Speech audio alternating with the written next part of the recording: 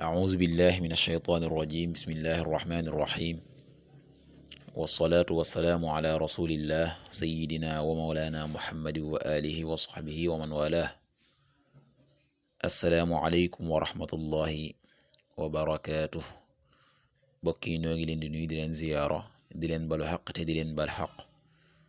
di leen ñaanal jàmm waaye itam di sàkku ci yéen ngeen ñaanal nu ko nuy ñaanit borom bi tabaraka wa taala mu defal nu tawfiq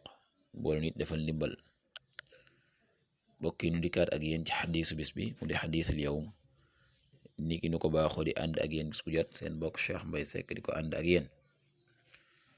an Muhammad ibn Zaydin anna naasan qaalu li jaddihi Abdillahi ibn Umar radiyallahu anhuma inna nadxulu ala salaatinina fa naqulu lahum bi xilaafi ma natakallamu ida xarajna min cindihim qaal kunna nacuddu hada nifaaqan ala ahdi rasulillahi sallallahu alayhi wa sallam rawahu albuxaari. Muhammad ibn Zayd wax ne naka ay nit waxoon nañ maamam Abdillahi ibn Umar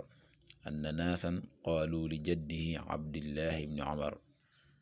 yàlla na yàlla dool leen gërëm ñoom ñaar ne inna naka nun nadxulu danu dugg ala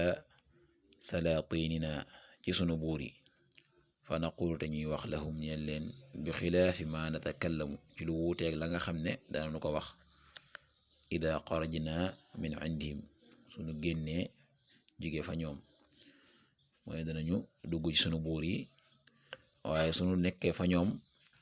lañ leen di wax day wuuteeg la nga xam ne danañ leen ko wax sunu génnee. qaal Abdullah ibn Umar ne ko kunna nekkoon nan nauddu di jàppe hada lii nifaaqan naafiq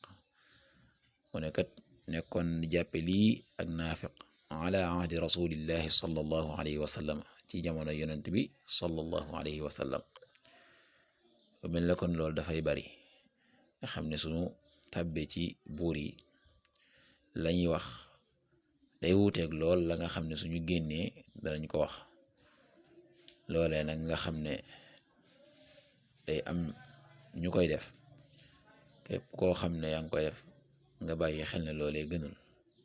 ndax boo nekkee ci kilifa ya wax leen loo xam ne lépp leen di yëkkati la tàggal leen seeni maam aj leen bàkk leen waaye jamono boo génnee rek la ngay wax ca ñoom dafay wuuteeg loolee nga xam daal waxitee waaja fa ñoom day wuuteeg lool la nga xam ne boo nekkul fa ñoom danga ko wax ci kàddu yoo leen di sànni yu wuuteeg la nga xam ne danga leen ko wax ba nga teewee ca ñoom loolee nag la Abdullah ibn Umar wax ne ca jamono yonent bi sallallahu alayhi wa sallama naafiq lañ ko doon jàppe dañ ko doon limaale ci jëfi naafiq yi. yàlla na yàlla defal tawfiq yàlla na yàlla defal ndimbal in urid ila al islaha ma stata'tu ma tawfiqi illa billah wassalaamu alaykum wa rahmatullahi wa barakatuh.